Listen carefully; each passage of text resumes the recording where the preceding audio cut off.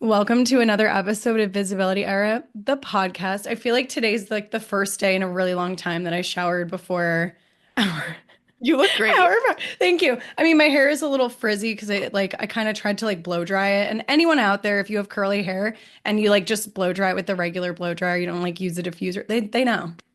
I don't know how to do my hair. I Like, I never I never really don't. learned. Yeah, I never learned either.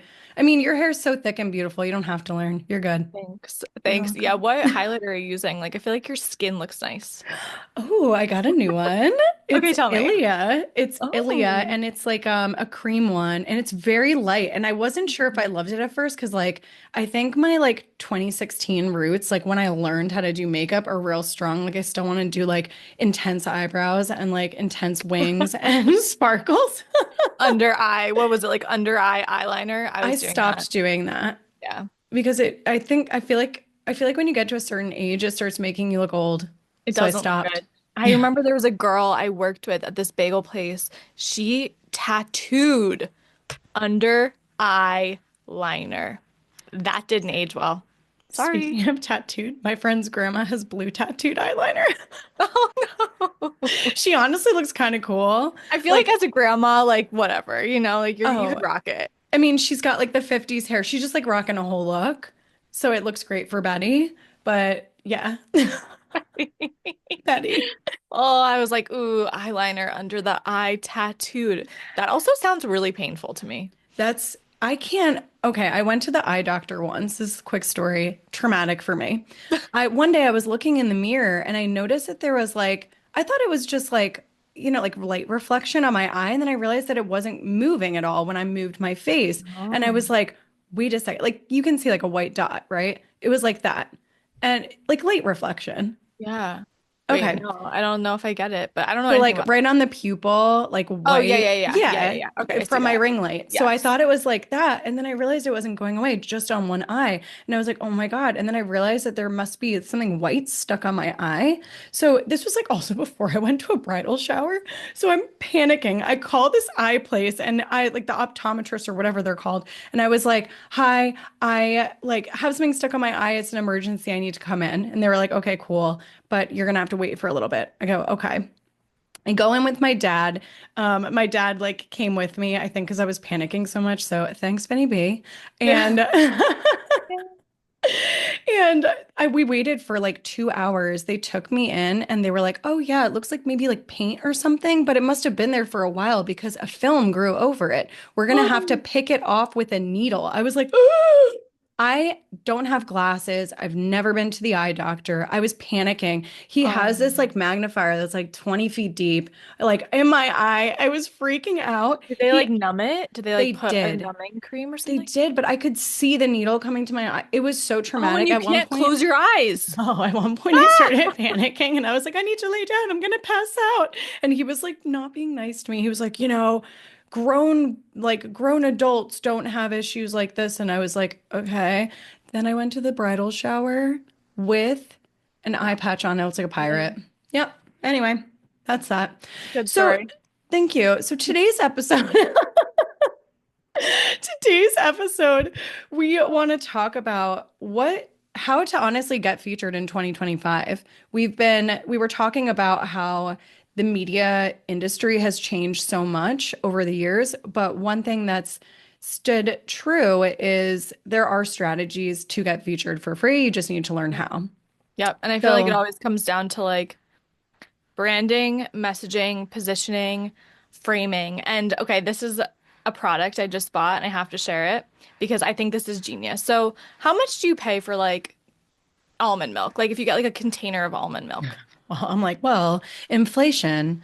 Um, how much did I pay the other day? I think like honestly, I think $7, Okay. 6.99. Right. So, I think that's like a fair price. I would say anywhere from maybe like 4.99 to like the shitty boxed ones or like maybe even 3.99 like shitty boxed Mm-hmm. ones to like Mm-hmm. maybe 6, 7.99.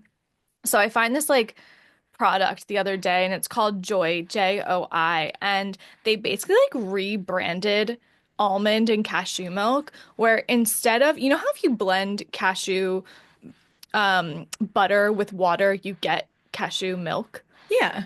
They basically like are selling this like $17 jar of like cashew butter, but branding it as cashew milk.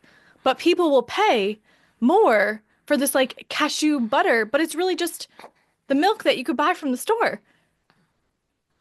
I don't understand. Okay, maybe So I you're should talking have about asked. positioning? Yes, because Okay. basically what they did is they instead of okay, I did it backwards. I should have asked you how much you pay for a jar of cashew butter. Okay, so the jar of cashew butter, I mean that's Bridget, I don't know. The last time I bought almond butter, I bought almond butter. I want to say it's really expensive at Whole Foods. It is expensive at Whole Foods. It is expensive. Okay, I I bought think I some bought it from at Whole Foods. Trader Joe's was like 4.99, a little Okay, cheaper. okay. Yes, definitely cheaper. They're selling the same exact product for 16 to like $20 Where did you for a go? jar online. Online. Online. But they're making you seem like you're getting cashew milk. They're selling you a jar of cashew and almond butter, but they're calling it milk because of the way that you like blend it with water. And I'm just like, that's So interesting. Just it's, like liquid death made water cool. oh my God, I have like an entire theory on liquid death, but It's wild. Have you they're ever up tried to the something. seltzers? The They're up seltzers to are really something. good. Are they? Yeah, like I really, just, really good it actually. makes me angry, honestly, when That they I can see sell liquid water. death. That they can sell water and they made it this like they have a huge marketing budget. Like they Yep. know what they're doing. I actually just saw a article about how he turned canned water into a multi-billion dollar company, It's billion with a B wild. because of the marketing. And I was like, I know. Yeah. Literally the branding is cool. They also have a partnership with Live Nation, so they have like all of their big like what is it? They're big Well, like we did all the concerts and Spartan stuff. races, and Spartan Race also uses liquid death for all of the races. And that's where we first learned about it a couple of years ago because they would give out, instead of just a water bottle, they gave you a cool can of water so that for people who didn't want to like drink the free beer, because you always get a free beer after, Yeah. like you would still kind of like feel cool because you were holding a can. Yep. Marketing. So Also, simple. cans are plastic lined. I would be curious to know what the actual like Mm. carbon footprint is of these cans. And when I think about practicality too, I mean, this is just me going down a rabbit hole, but if if you have a can that is a tall boy, they're tall. What are they? 16 ounces? Yeah, you never finish it. I 18. never do. You never finish it. So you're Nope. just wasting Wait, water. wait. You can't put a cap on it. And like if I get it at a concert, I'm like annoyed that I'm holding a can. I Yeah. can't like close it up. I need to hold it up, right? I can't put it in a purse or So annoying. anything. So I'm gonna throw it out. I even think about that sometimes on the airplanes. Like, what if there's So turbulence annoying. and I've been like given this like cup of cranberry juice that's gonna fly or coffee, it's gonna fly all over everyone, including myself. So I literally have that fear and I get so weird about buying drinks on the airport or on the airplane. Like I will like sip it really quick. I like Yeah, freak out that there's still ice in it. yeah, Like yeah. just like I say what if no ice. I say water, no ice. I don't even want the ice. Just like savage. let me chug my water. Yeah, that's all we need. Also, I don't really love ice when I'm cold. Like I No. want it when I'm hot, Yeah. but not, yeah, we're going down a rabbit hole. Okay. Okay. So anyway, tell us your thoughts on liquid death. Um, so over the years, things have changed where back in the day, you used to be able to just like find the emails, send the pitch. You can still do that. I still do that every single day. But now there are platforms. And I feel like the first platform that really came out was, I mean, Cision was like one of the oldest ones. And then they also, there was a separate thing that was called Help a Reporter Out. It was Mhm. Harrow. And Cision ended up buying it, but it was a newsletter where like writers could post exactly what they were looking for and you could respond back to the email.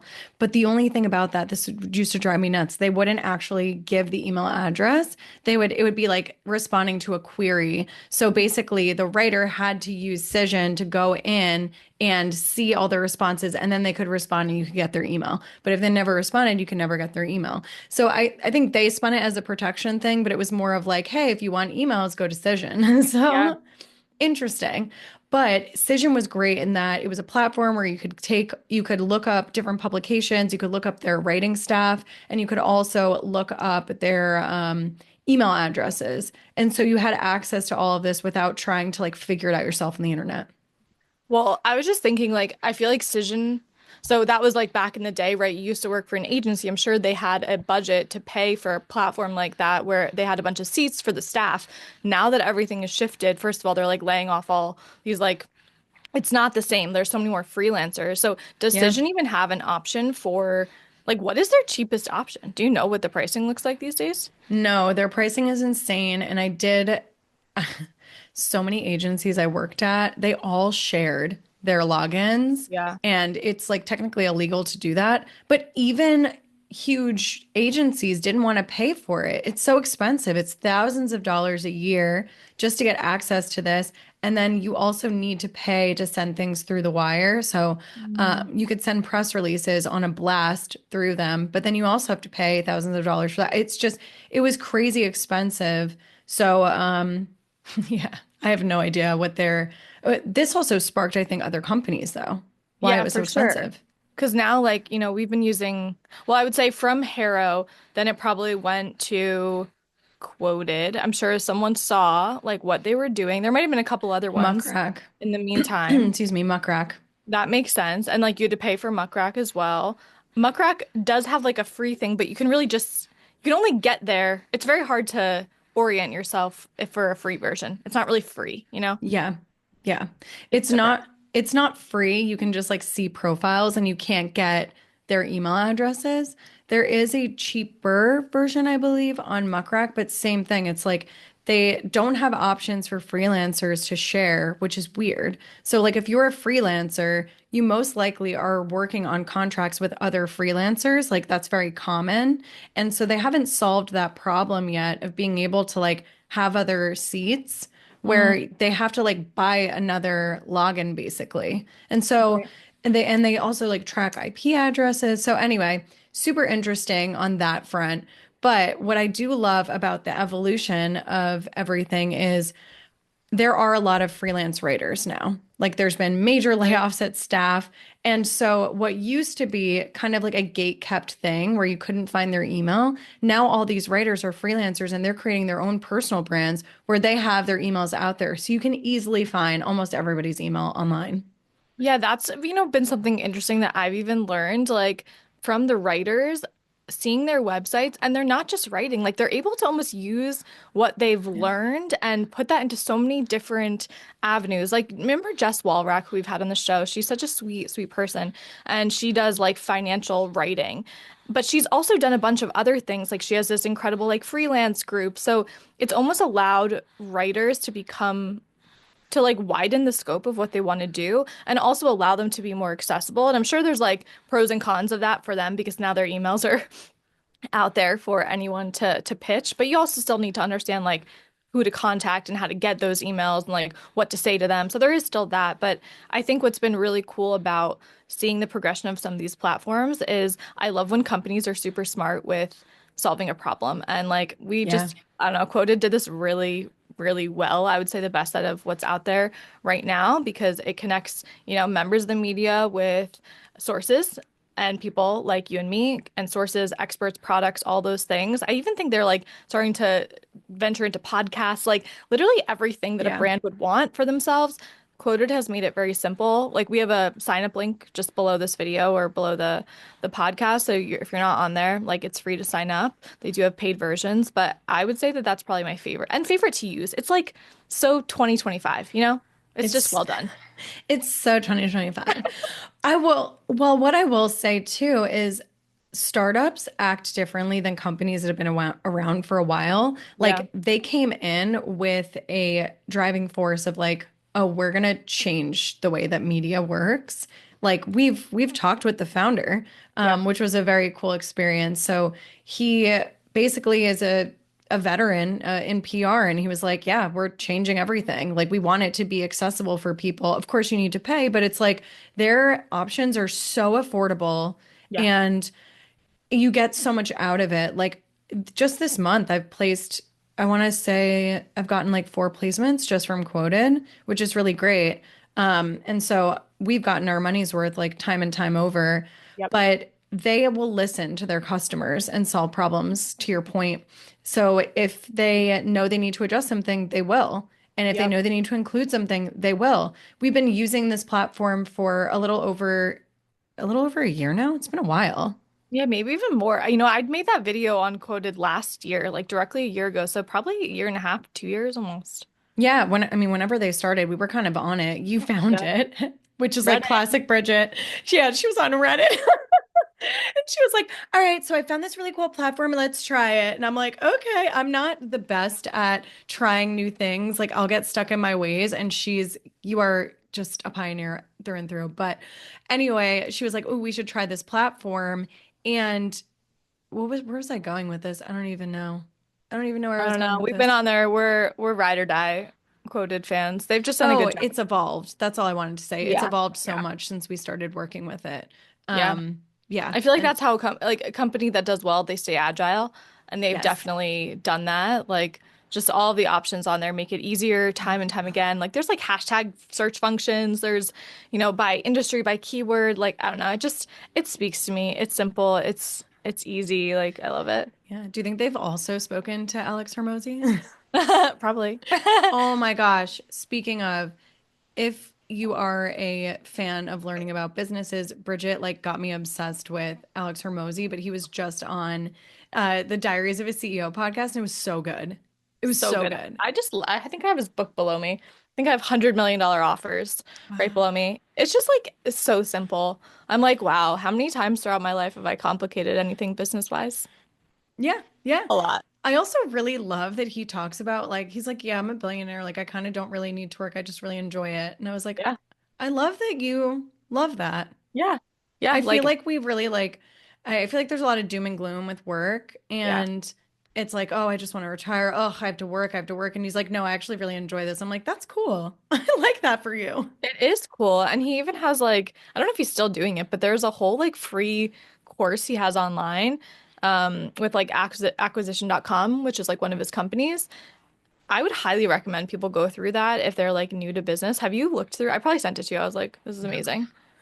It's like I don't think you've really ever cool. sent it to me. No, it's really, No. really, really amazing. Sometimes like when I get on the phone with people who are starting, when people like want to pick your brain, Yes. but like you don't have enough to like give them and they don't want to pay for anything. I'm like, hey, there's this guy named Alex Hormozy, and he has this free thing, a free like video series online. Highly recommend you go through that. Basically, his ask is once you make, $100 million, come to him. Like that's what he wants because that's the businesses he wants to actually like work with. He's just Yeah. helping And the invest in. yeah, that's exactly what he's trying to do, which is Yeah. just so smart. Like he can stay at his level. He helps the people who Yeah. are just starting for free, and then they always remember him. And think about me and you, we're like, we love him. What a great guy. Like he really knows what he's doing. He's helped us so much.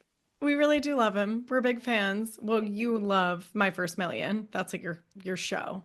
I do. I feel like I haven't listened to those episodes as much, so I'm excited to get back into those and all the fun things that I love. So yeah, Quoted's a great one. We love like featured. There's Source of Sources. We've interviewed the founder of Yes. that, Peter Shankman. He's been on the show. Like there's just a lot of resources for people, and I feel like that's the biggest change in the entire industry. But again, like what doesn't change is like you need to always be thinking about what is my positioning, like what makes sense, what is going to be interesting for someone to want to interview you because they don't just want to interview you. Like it doesn't matter. They No. unless you're Oprah, unless you are like Liquid Death right now, you know, they don't just want to interview you. You have to give them a reason. Yeah. But like Oprah, Liquid Death, they worked on their positioning, so you already know it. Like they are Right. positioned already. Yep. So what we mean by positioning, if you're like, what even is this? Is essentially it helps your consumers and yourself know where you are in the marketplace. So what I mean by where you are in the marketplace, it's like we're a PR education business, but where do we sit in the marketplace? Why are we Right. different from other people? What's our positioning? So Yep. if you're listening to this and you're an astrologer, I just had a conversation with an astrologer, which is why it came to mind, but you're a real estate agent, you're, I don't know, a tech company. Mhm. What makes you different and what is your biggest message? And it might not actually be that you like, are an expert in AI. It might be your thoughts on why it's revolutionary or Yep. whatever it is. So I think we can always go back to everything to round this out. Everything in PR is branding first, and we focus a lot on like branding in our courses because it is so important, and that's how you get the big features. So you can use all the tools, Yep. and some are free and some are not. But if you don't know how to position yourself, it will be more difficult. Yeah, totally. And I was thinking before of like companies like Liquid Death, like what are they doing differently? And even like the mattress companies, right? You always used to have to, we have to get a new mattress. So Eric and I have been like mattress hunting. Yeah. So you used to have to go to the store and test them out and then be like hounded by the Eric and I went into a physical like mattress store and we literally were like, okay, what's our game plan? Because you know that you're about to be hounded as soon as you Yes. walk in the door. It was a great experience, but you know that feeling doesn't feel good. Were you So like these sitting on mattress, things and you were like, yeah, yeah. I was like, um, what they've done differently, like Casper, Nectar, Purple, avocado mattresses.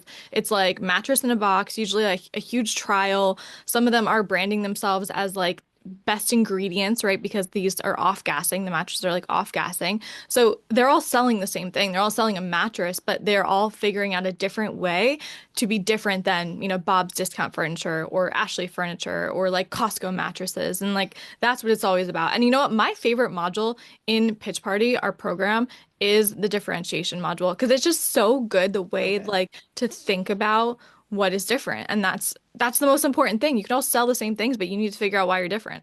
Yeah, I think the differentiation one, and I also loved the subject line one. I thought that was really fun. That was something that we like didn't have for Yeah. so long, and when Yep. we refilmed everything last July and August, we were like, "Oh shit, this is so important because this can turn into a headline."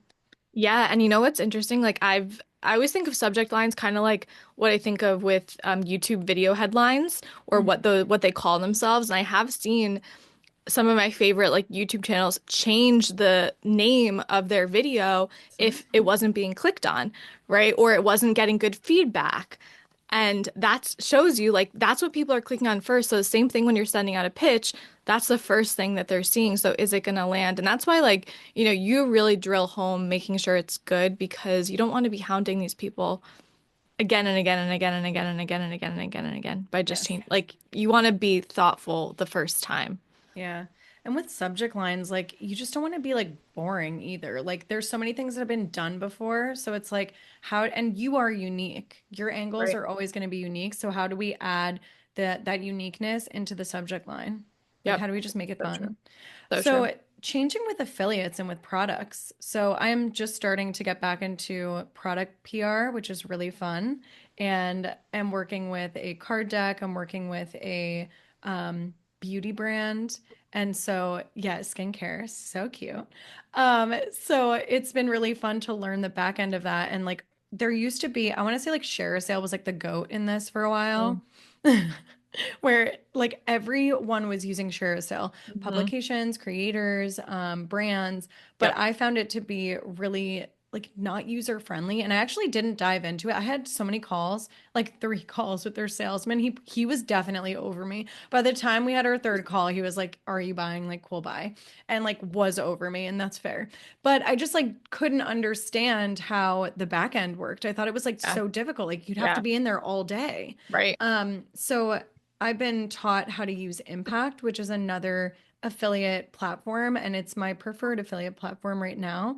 It's so simple to use once you start to learn how to use it. Mm. Um, Especially for agencies, it's really user friendly too, where you can have one dashboard with all of your clients. Whereas ShareASale, you'd have to log in individually to every single client. So important. Yeah, tell Yeah. people I know we've done a couple episodes on this, but I feel like it's been a little while. Tell people how like product PR is different from like expert or source PR. Like what do product companies need to know? Yeah. So I will say, Bridget and I definitely lean more towards subject matter expertise. We are like so good at that. If you are a subject matter expert, oh my gosh, that's a tongue twister. If you are an expert in some way, we can help you get featured. But the difference there is writers need experts in order to make their stories credible. And Mm. so they're it's at a very high demand, and that's still very organic, where like if they're writing a story on I don't know, the best water. I just learned about there. Did you know there's a water sommelier? Absolutely not. Yeah, I learned this in the Liquid Death article. Anyway, I so have there's an seen people like article. rate water and like there's some sort of water testing, like hierarchy. There's like a hierarchy of water. Yeah, It's not all the same. it's like And don't one. drink tap, people. Don't drink tap. Yeah, yeah, they say no tap, you know. But there is a water sommelier. So say they're writing a story on like the best waters and they throw in some brands like Liquid Death and a few other brands. They may have a water sommelier come in and also touch on why these are better waters. And so that's an expert story that they need. They truly need that in order to be like, no, this is credible. Because like at the end of the day, of course they're a writer and the publication is trusted, but like how are they going to add that extra credibility in? Whereas brands, there's so many brands out there, truly, especially in the water space. Like that's so saturated. Right. So, how are they going to choose some brands over the other? Now, over the years, as we know, print magazines have died, like goodbye, you know, and so, which is really sad. So, that's how they basically made their money. Everyone had subscriptions. How many subscriptions did you have at your house? We had like five growing up. Yeah, we did. What did I have? Like Cosmo was my favorite. I would Oh, like we had steal that Cosmo. magazine all the time. I was like, oh my God, this is amazing. 17. I had 17 magazine. Remember Wow, that one? you're cool. Yeah, I didn't have that one. It My was mom so, had Vogue. It would come in like a fancy like book version. Every year they had wow. like a book one. I would look through it as if I knew what I was looking at. I'm like, I'm into fashion." Fashion. Fashion. We also had National Geographic. Oh, That was wow. big. Oh yeah, we had Wow. quite a few magazines. Sir. And so things have changed where in order to get featured now, brands are on affiliate platforms. Everything is Yeah. moving in this direction. So everyone wants a Yeah. piece of the pie. They want to get paid per purchase. So Yeah. that's publication. Also creators are moving in that direction. Influencers, like they want to get paid if they're talking about a brand. So if you're a product-based company, it's quite essential to get on an affiliate platform or have your brand on Amazon or Mm. a major retailer that has these affiliate programs built in. I think it's just good to know this because I remember you saying that you've had a lot of conversations with like product companies who don't realize that they kind of need to have here, Yes. kind of need to have this set up before you want to start thinking about approaching the media because that's like industry norm. So they're kind of at a Yeah, deficit if they don't understand that they want to be on those sites. Um, yeah, it's just different. It's it just is different. different. Right, Yeah, sir? so there are still publications. Hello, little man. There are still Hello. publications that have that don't use affiliates. And some of the big ones won't use affiliates. I know like Forbes won't sometimes, and like that's an option. So it's good to just kind of know what's going on. That's why we have this podcast, honestly, is just like educate you so you can make the best decisions for yourself and your brand. Yeah. What else has changed? I have some things I wrote down here that are a little bit less like PR, a little bit more like marketing and social media, but I think it's still an interesting conversation.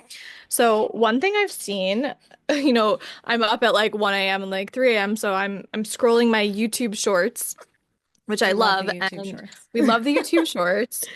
Oh wait, have I said this on here? There's a girl, I think YouTube is just amazing. There was this girl who like has yeah, ride or die YouTube train. She doesn't even have any videos. She just has shorts and she has 500,000 subscribers to her YouTube channel without a single like full video, just YouTube vertical video shorts. I know. I'm like, damn, Huh.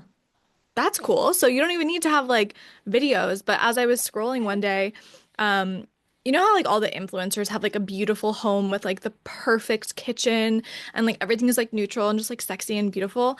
There's this like trend of like non-aesthetic influencers now. It's like here's what my house actually looks like. It's a pigsty with like shitty like Korean countertops and like old like honey oak kitchen cabinets. So I feel like what we're starting to see is like the decline of it making having everything look perfect and a little bit more of like Yeah, that reality I love that. authenticity like coming back in, which yeah, I love because like this room looks like an absolute pigsty. You just can't see it because I'm painting. Like this, there's stuff all over the room. Oh, yes, I want pictures.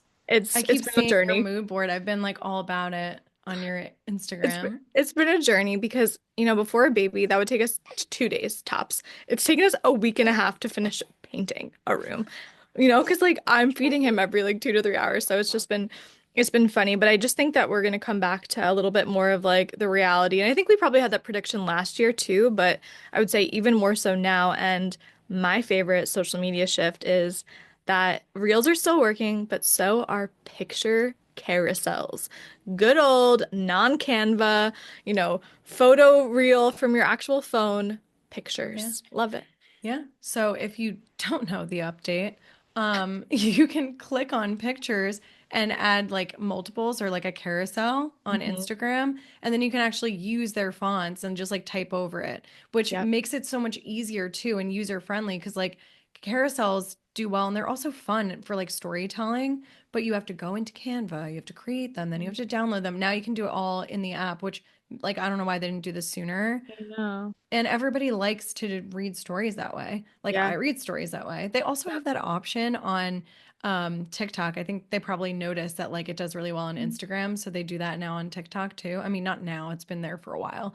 But I will. They'll have music and I'll scroll, and so Oh, okay. Do you like the carousel post with music, or do you prefer without? I don't think it really matters. Like I on TikTok, I just assume every single thing has sound, Yeah, whereas like on Instagram, I know some of them don't have sound. yeah, yeah. And it doesn't bother me either way. Usually I'm just reading. So, Same. sometimes it annoys me actually, now that I think about it, with the music. Like, if it's like a weird vibe with the music, I'm like, we could have chose something more upbeat, or like, this is making me really sad with the music. I don't think we need the music. Yep. Yep. No, seriously. I'm like, I don't know if I need it. But then sometimes I like doing it when I'm the one posting. So Yeah, who knows? I have no idea. My other preference. thought on just like shifts and changes is even more automation. I think that's going to continue to be really strong. I think we want to spend less time on social media and any kind of like marketing activity for our business. So I do think there's going to just like continue to be more automation, and that leads into like the AI conversation, which like it's so cool what's happening and so scary at the same time. And it's like I am using AI, so I'm part of the problem and also every like Yeah, I like it though. yeah. This is my like high thought for you today. Not actually high because, me and Bridget get high on life, I like but high on life. But this is a real thought for me. So I'm using AI. You're using AI. yeah, Everyone's using AI. And it's just absorbing information. And like yeah. it says it's like connected to your email account or whatever, but like whatever, it's not. So when is it going to be that like our unique perspectives are no longer our unique perspectives? And will there be such thing as plagiarism in the future? I think about that a lot. Yeah, I've thought about this with like copywriting and like trademarking and stuff like that too, because like Yeah. with books, technically, like once you've written it in a book, that you have the copyright to it. But I'm like, all of our ideas and stuff are melding together now. Like Yeah. everything is like becoming one. So yeah, is there originality? I don't know. I don't know. Is Time there? will tell. Time will Is tell. there? So interesting. Well, everyone, let us know your thoughts because I'm curious to know what you think about 2025 and where we're headed. This was a media conversation, but we kind of were just moving into technology because I feel like everything just blends together. It's like publications and, like social media, it's kind of all the same animal. It is. It is. Everything is melding together as one. And yeah, we started this conversation talking about platforms. We ended it talking about platforms, and yeah, I love it. Fun combo. Fun combo. Well, thank you, Bridget, for joining with the little man. It was so fun catching up with you. It always Yeah, is. always is. Thanks, guys, for listening to another episode of Visibility Era, the podcast.